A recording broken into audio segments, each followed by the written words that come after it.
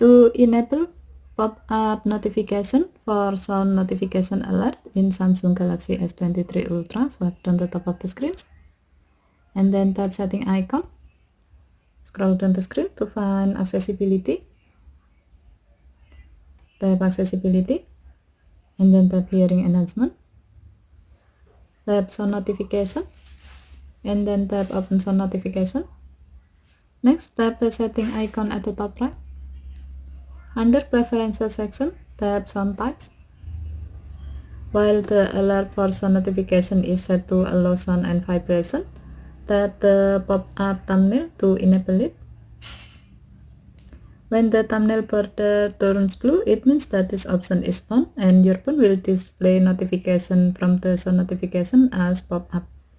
As a note, notification will not appear as pop-up if show as pop-up is turned off for the notification category. Okay, thank you for watching. Have a nice day.